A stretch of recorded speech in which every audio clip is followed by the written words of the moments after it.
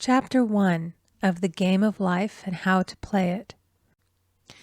The Game of Life and How to Play It by Florence Scovel Shinn. Chapter 1 The Game. Most people consider life a battle, but it is not a battle, it is a game. It is a game, however, which cannot be played successfully without the knowledge of spiritual law. And the Old and the New Testaments give the rules of the game with wonderful clearness. Jesus Christ taught that it was a great game of giving and receiving. Whatsoever a man soweth, that shall he also reap. This means that whatever man sends out in word or deed will return to him. What he gives, he will receive. If he gives hate, he will receive hate. If he gives love, he will receive love. If he gives criticism, he will receive criticism. If he lies, he will be lied to. If he cheats, he will be cheated. We are taught also that the imaging faculty plays a leading part in the game of life. Keep thy heart, or imagination, with all diligence, for out of it are the issues of life. Proverbs 4:23. This means that what man images sooner or later externalizes in his affairs. I know of a man who feared a certain disease. It was a very rare disease and difficult to get, but he pictured it continually and read about it until it manifested in his body and he died, the victim of distorted imagination. So we see, to play successfully the game of life, we must train the imaging faculty. A person with an imaging faculty trained to image only good brings into his life every righteous desire of his heart. Health, wealth, love, friends, perfect self-expression, his highest ideals. The imagination has been called the scissors of the mind, and it is ever cutting, day by day, the pictures man sees there, and sooner or later he meets his own creations in his outer world. To train the imagination successfully, man must understand the workings of his mind. The Greeks said, "Know thyself." There are three departments of the mind: the subconscious, conscious, and superconscious. The subconscious is simply power without direction. It is like steam or electricity, and it does what it is directed to. It has no power of induction. Whatever man feels deeply or images clearly is impressed upon the subconscious mind and carried out in minutest detail. For example, a woman I know, when a child, always made believe she was a widow. She dressed up in black clothes and wore a long black veil, and people thought she was very clever and amusing. She grew up and married a man with whom she was deeply in love. In a short time he died, and she wore black and a sweeping veil for many years. The picture of herself as a widow was so impressed upon the subconscious mind, and in due time worked itself out regardless of the havoc created. The conscious mind has been called mortal or carnal mind. It is the human mind and sees life as it appears to be. It sees death, disaster, sickness, poverty, and limitation of every kind, and it impresses the subconscious. The superconscious mind is the God mind within each man and is the realm of perfect ideas. In it is the perfect pattern spoken of by Plato, the divine design, for there is a divine design for each person. There is a place that you are to fill and no one else can fill, something you are to do which no one else can do. There is a perfect picture of this in the superconscious mind. It usually flashes across the conscious as an unattainable ideal, something too good to be true. In reality, it is man's true destiny, or destination flashed to him from the infinite intelligence which is within himself. Many people, however, are in ignorance of their true destinies and are striving for things and situations which do not belong to them and would only bring failure and dissatisfaction if attained. For example, a woman came to me and asked me to speak the word that she would marry a certain man with whom she was very much in love. She called him A.B. I replied that this would be a violation of spiritual law, but that I would speak the word for the right man, the divine selection, the man who belonged to her by divine right. I added, if A.B. is the right man, you can't lose him, and if he isn't, you will receive his equivalent.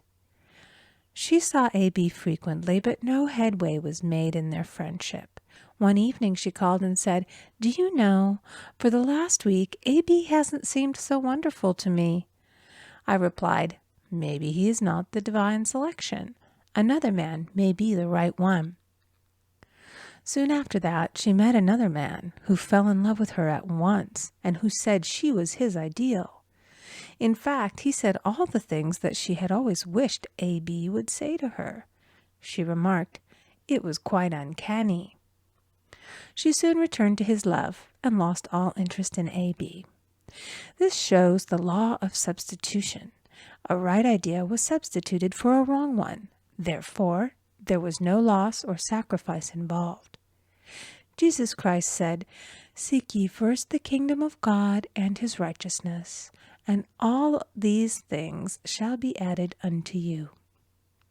And he said the kingdom was within man. The kingdom is the realm of right ideas, or the divine pattern. Jesus Christ taught that man's words played a leading part in the game of life. By your words ye are justified, and by your words ye are condemned. Many people have brought disaster into their lives through idle words. For example, a woman once asked me why her life was now one of poverty, of limitation. Formerly she had a home, was surrounded by beautiful things, and had plenty of money. We found she had often tired of the management of her home and had said repeatedly, "I'm sick and tired of things. I wish I lived in a trunk." And she added, "Today I am living in that trunk." She had spoken herself into a trunk. The subconscious mind has no sense of humor, and people often joke themselves into unhappy experiences. For example, a woman who had a great deal of money joked continually about getting ready for the poorhouse. In a few years, she was almost destitute, having impressed the subconscious mind with a picture of lack and limitation. Fortunately, the law works both ways, and a situation of lack may be changed to one of plenty. For example, a woman came to me one hot summer's day for a treatment for prosperity. She was worn out, dejected, and discouraged. She said she possessed just $8 in the world. I said, "Good. We'll bless the $8 and multiply them as Jesus Christ multiplied the loaves and the fishes." For he taught that every man had the power to bless and to multiply, to heal and to prosper. She said, "What shall I do next?" I replied, "Follow intuition. Have you a hunch to do anything or to go anywhere?" Intuition means intuition, or to be taught from within. It is man's unerring guide, and I will deal more fully with its laws in a following chapter. The woman replied, "I don't know. I seem to have a hunch to go home. I've just enough money for car fare." Her home was in a distant city and was one of lack and limitation, and the reasoning mind, or intellect, would have said, "Stay in New York and get work and make some money." I replied, "Then go home. Never violate a hunch." I spoke the following words for her. "Infinite Spirit, open the way for great abundance for She is an irresistible magnet for all that belongs to her by divine right." I told her to repeat it continually also. She left for home immediately, and calling on a woman one day, she linked up with an old friend of her family. Through this friend, she received thousands of dollars in a most miraculous way.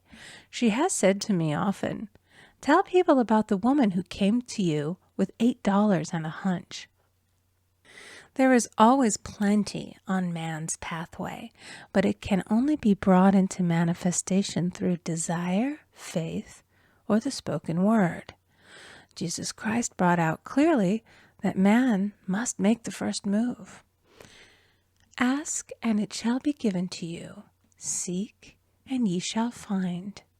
Knock, and it shall be opened unto you. Matthew 7:7. In the scriptures we read, "Concerning the works of my hands, command ye me." Infinite intelligence, God, is ever ready to carry out man's smallest or greatest demands. Every desire, uttered or unexpressed, is a demand. We are often startled by having a wish suddenly fulfilled. For example, one Easter, having seen many beautiful rose trees in the florist's windows, I wished I would receive one, and for an instant saw it mentally being carried in the door. Easter came, and with it a beautiful rose tree. I thanked my friend the following day and told her it was just what I had wanted. She replied, "I didn't send you a rose tree. I sent you lilies." The man had mixed the order and sent me a rose tree simply because I had started the law in action, and I had to have a rose tree. Nothing stands between man and his highest ideals and every desire of his heart but doubt and fear. When man can wish without worrying, every desire will be instantly fulfilled. I will explain more fully in a following chapter the scientific reason for this and how fear must be erased from the consciousness. It is man's only enemy. Fear of lack, fear of failure, fear of sickness, fear of loss, and a feeling of insecurity on some plane. Jesus Christ said, "Why are ye fearful, O ye of little faith?" Matthew 8:26. So we can see we must substitute faith for fear is only inverted faith. It is faith in evil instead of good. The object of the game of life is to see clearly one's good and to obliterate all mental pictures of evil. This must be done by impressing the subconscious mind with a realization of good. A very brilliant man who has attained great success told me he had suddenly erased all fear from his consciousness by reading a sign which hung in a room. He saw printed in large letters this statement: "Why worry? It will probably never happen." These words were stamped indelibly upon his subconscious mind, and he now has a firm conviction that only good could come into his life, and therefore only good can manifest. In the following chapter, I will deal with the different methods of impressing the subconscious mind. It is man's faithful servant, but one must be careful to give it the right orders. Man has ever a silent listener at his side, his subconscious mind. Every thought, every word is impressed upon it and carried out in amazing detail. It is like a singer making a record on the sensitive disc of the phonographic plate. Every note and tone of the singer's voice is registered. If he coughs or hesitates, it is registered also. So let us break all the old bad records in the subconscious mind, the records of our lives which we do not wish to keep, and make new and beautiful ones. Speak these words aloud with power and conviction. I now smash and demolish by my spoken word every untrue record in my subconscious mind. They shall return to the dust heap of their native nothingness, for they came from my own vain imaginings. I now make my perfect records through the Christ within, the records of health, wealth, love, and perfect self-expression. This is the square of life, the game completed. In the following chapters, I will show how man can change his conditions by changing his words. Any man who does not know the power of the word is behind the times. Death and life are in the power of the tongue. Proverbs 18:21. End of chapter 1. Recording by Amy Conger.